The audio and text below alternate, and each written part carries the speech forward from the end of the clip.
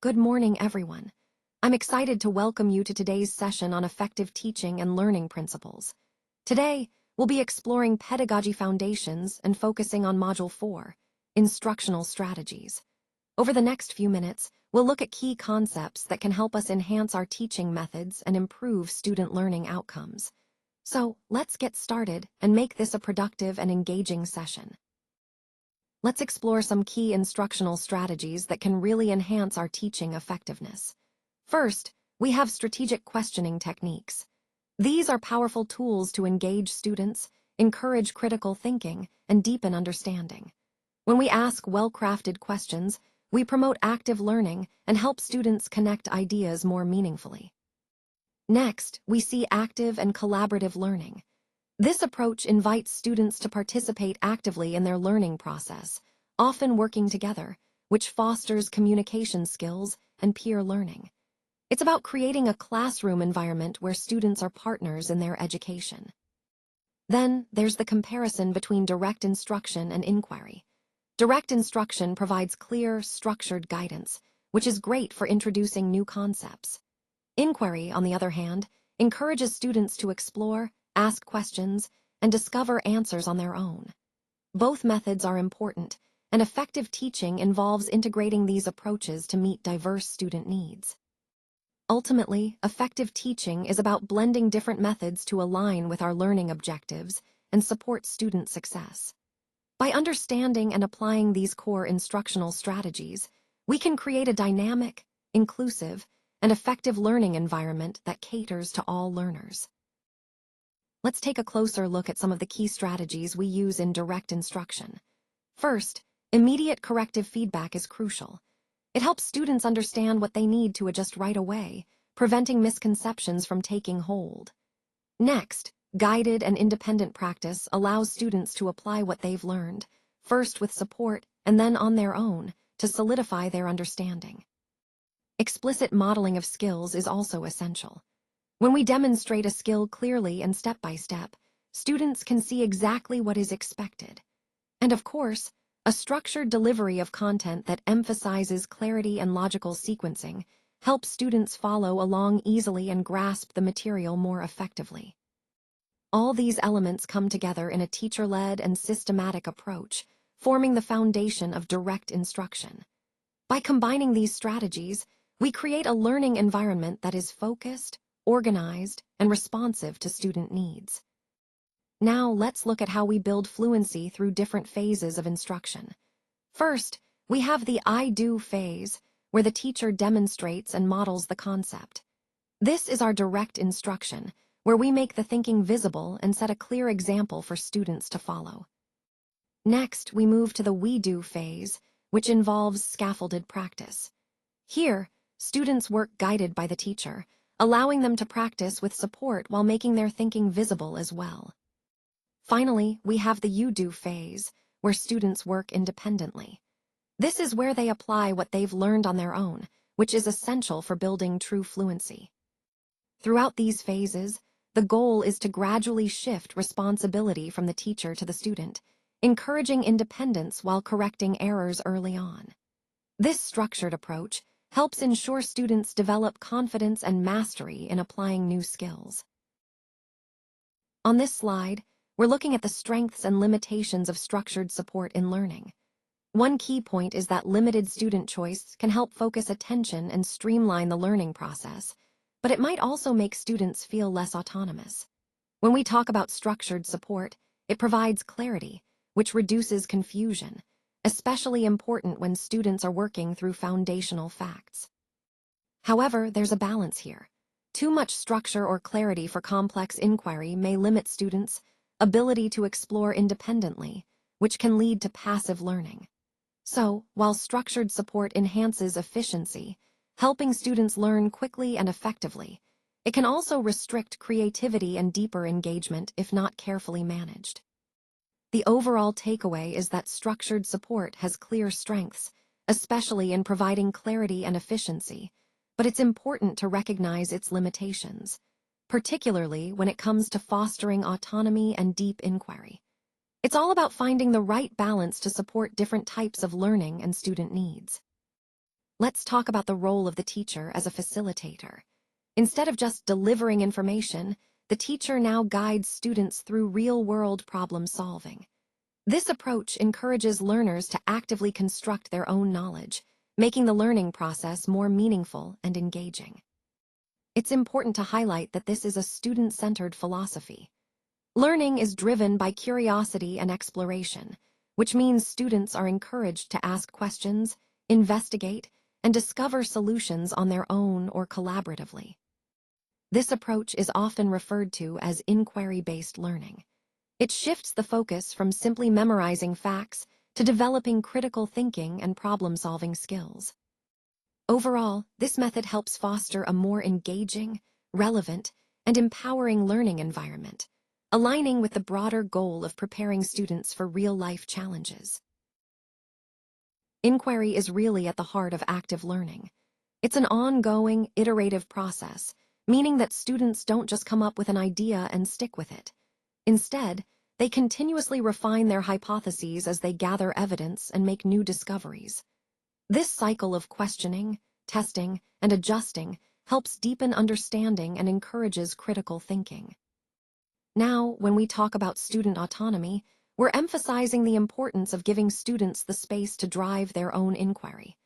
They become active participants, making decisions about what to explore next and how to analyze what they find. This independence fuels their curiosity and motivates them to dig deeper.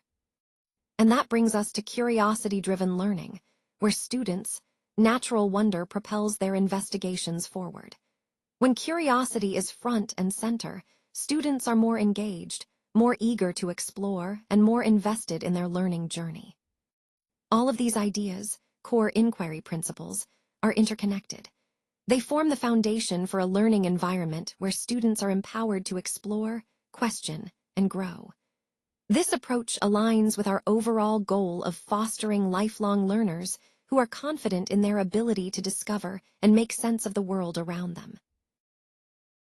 Let's talk about designing compelling questions and providing the right resources. When we create questions for our students, we want them to be open-ended and thought-provoking, encouraging curiosity and deeper thinking. These questions should guide students to explore and discover on their own, fostering a sense of ownership over their learning. At the same time, it's crucial to equip students with the necessary resources, be it tools, references, or guidance, that will help them lead their own investigations. These resources need to be accessible, safe, and effective, ensuring students can explore confidently and independently. This approach aligns with the broader idea of scaffolding discovery. By carefully designing questions and providing appropriate resources, we're supporting students step by step, helping them develop critical thinking skills while maintaining safety and engagement. Ultimately, this method empowers students to take charge of their learning process, making investigations meaningful and memorable, and connecting directly to our goal of fostering lifelong curiosity and inquiry. Let's talk about engaging students in meaningful cognitive processing through doing and reflecting. When we focus on active learning, we're encouraging students to be involved in their own learning process. This means not just listening passively, but actively doing, practicing skills, solving problems, or discussing ideas. But it's equally important to have them reflect on what they've done. Reflection helps deepen understanding, connect new knowledge to prior experiences, and develop critical thinking.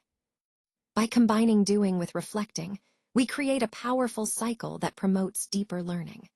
This approach aligns perfectly with our overall goal of fostering meaningful cognitive engagement, making learning more effective and lasting.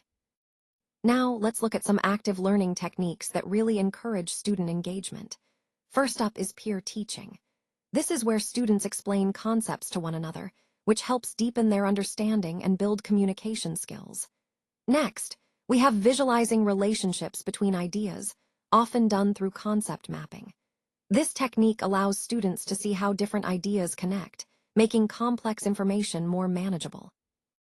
Then there's the think-pair-share method, where students first think about a question individually, then discuss their thoughts with a partner, and finally share with the larger group. All of these strategies promote active participation and collaborative learning, which are essential for meaningful understanding. Incorporating these techniques into your teaching can really enhance student engagement and help them internalize concepts more effectively. Now, let's talk about the importance of individual accountability in cooperative learning. Each member of the group is responsible for a specific part of the task. This way, everyone has a clear role and understands their contribution to the overall goal. Success in cooperative learning really depends on this connection.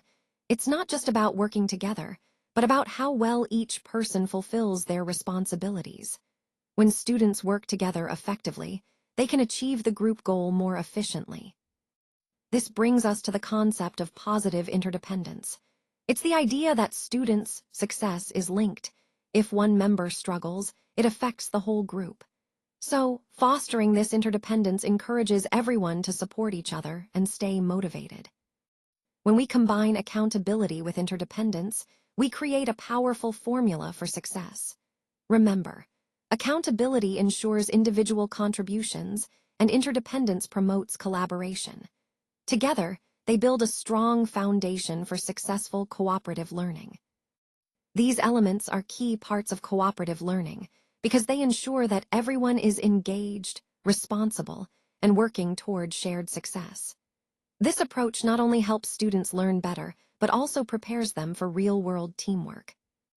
Let's talk about mixed ability grouping and rotating roles. These strategies are key to ensuring that every student has an opportunity to participate actively and develop their social skills. By grouping students with different abilities together, we create an inclusive environment where everyone can learn from one another. Rotating roles within the group is also essential because it gives each student a chance to lead, contribute, and build confidence.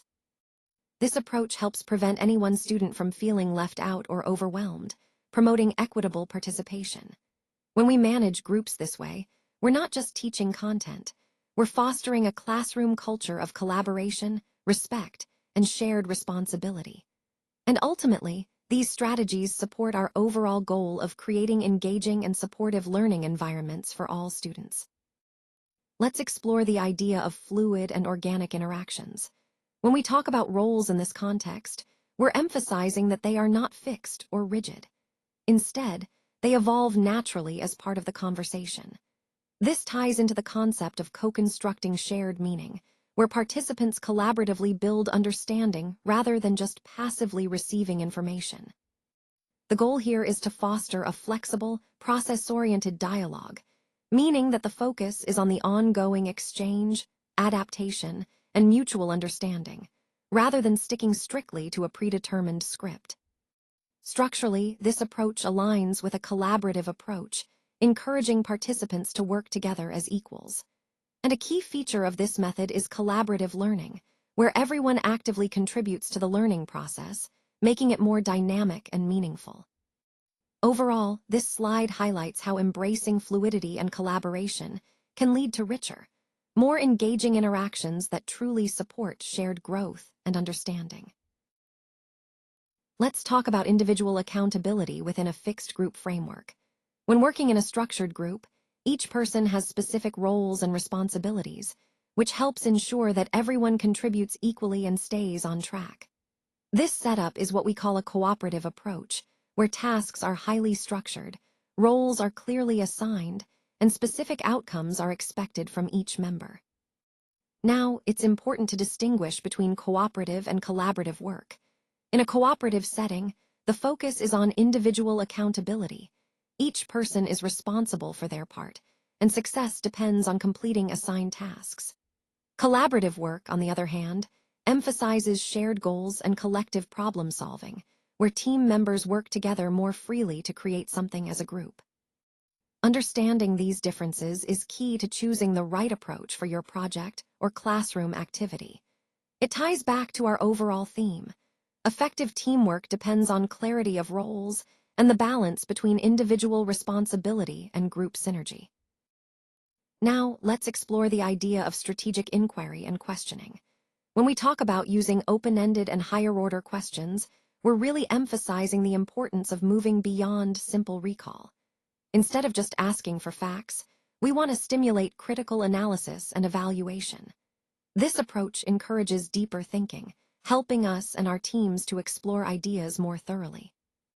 The key here is to craft questions that challenge assumptions, provoke thought, and invite multiple perspectives. By doing so, we foster a more engaging and thoughtful discussion. This aligns with our overall goal of promoting strategic thinking and problem solving. Remember, effective questioning isn't just about getting answers. It's about opening pathways to new insights and understanding. So, when engaging with others, think about how your questions can push thinking further and inspire innovative solutions. Now, let's talk about the importance of follow-up questions, like asking, "Can you build on that?" This simple prompt can really deepen the dialogue by encouraging students to think more critically and elaborate on their ideas. It pushes them to connect their initial responses to broader concepts and develop more thoughtful, evidence-based answers. Giving them a brief processing time of about 3 to 5 seconds allows them to gather their thoughts and respond more confidently. Remember, this follow-up is not just about getting more information. It's about fostering a deeper understanding and engagement with the content. So, by consistently using these follow-up prompts, we create a classroom environment where students feel encouraged to explore ideas thoroughly and connect concepts meaningfully. Can you build on that? Now, let's explore some effective methods for engaging students in evidence-based arguments on opposing views. One approach is structured debate, where students split into an inner circle that discusses the topic actively, while the outer circle observes and critiques. This setup encourages critical thinking and active listening. Another method is the fishbowl, which is similar but often involves a smaller group discussing a question while the rest of the class observes, then rotating roles. This keeps everyone involved and fosters deeper understanding. We also have text-based discussions led by student inquiry. Here, students formulate questions and explore texts collaboratively, promoting inquiry and evidence-based reasoning. Lastly, Socratic seminars are a powerful classroom dialogue format. They revolve around open-ended questions, encouraging students to listen carefully, think critically, and articulate their ideas thoughtfully. All these formats, whether debate, fishbowl, inquiry-based discussions, or Socratic seminars, are designed to deepen understanding, promote respectful disagreement, and develop students' ability to argue convincingly based on evidence. They connect to the overall goal of fostering critical thinking and active engagement in learning. Let's talk about modeling vulnerability as educators. It's important to admit when we're uncertain and to value diverse perspectives in our classroom. This openness encourages students to also take risks and share their ideas without fear of judgment. When we think about teacher modeling, establishing clear norms for respectful listening and encouraging intellectual risk-taking is key. These norms create a foundation where students feel safe to express their thoughts and challenge ideas constructively. Creating psychological safety is central to this approach. It means fostering an environment where everyone feels comfortable speaking up, asking questions, and exploring new ideas without fear of embarrassment or retribution. I also want to emphasize the importance of shifting our focus from correctness to curiosity. When students are curious, they're more engaged, more willing to explore, and more open to learning from mistakes. Finally, safe dialogue environments are essential. They're spaces where open, honest conversations happen, and diverse viewpoints are genuinely valued. When we prioritize these elements, we build a classroom culture that supports growth, resilience, and a true love of learning. When choosing the right tool for a learning objective, it's important to consider whether a direct approach or an inquiry-based approach will be most effective. With direct instruction, you're guiding learners through specific content, providing clear explanations and structured pathways. This method works well when the goal is to deliver foundational knowledge quickly and efficiently. On the other hand, inquiry-based learning encourages students to explore, ask questions, and discover answers on their own. This approach fosters critical thinking and deeper understanding. especially when the goal is to develop problem-solving skills or promote engagement. Ultimately, the key is to match your chosen method to your learning objective, using direct methods for straightforward information transfer, and inquiry when you want learners to actively construct their understanding. Connecting this to our overall theme, selecting the right tool ensures that we meet learners where they are and support their growth most effectively. Now let's look at the final steps in our integration framework. First, we have monitor and adjust. This means that once we've implemented our learning plan, we need to keep a close eye on how it's progressing. Are the learners meeting the goals? Are there any unexpected challenges? If so, we should be ready to make adjustments to stay on track. Next, we move to sequence instruction. This involves organizing the learning activities in a logical order that builds understanding step by step. Well-sequenced instruction helps learners connect new concepts to what they already know. Then we have match strategy to goal. This is about selecting the most appropriate teaching methods based on the specific learning objectives. Different goals require different strategies, so aligning them ensures effectiveness. And finally, define learning goals. Clearly establishing what we want learners to achieve is foundational. Without clear goals, it's difficult to design effective instruction or measure success. All these steps together create a continuous cycle. Plan, implement, monitor, and refine, ensuring that our learning experiences are effective and aligned with our overall educational aims. Let's talk about some specific digital tools that can really boost our teaching effectiveness. For inquiry-based activities, virtual labs and simulations are fantastic because they allow students to experiment and explore concepts in a safe, engaging environment. When it comes to collaboration, tools like Padlet and Google Docs make it easy for students to work together in real time, sharing ideas and constructing knowledge collectively. For quick formative assessments or engaging the class, polling tools like Kahoot and Mentimeter are excellent. They keep students active and provide immediate feedback. Overall, integrating these digital tools enhances active participation and collaboration, making our instruction more interactive and student-centered. This aligns perfectly with our goal of creating a dynamic, tech-rich learning environment. Let's talk about how peer observation and workshops can help us continually refine our instructional delivery.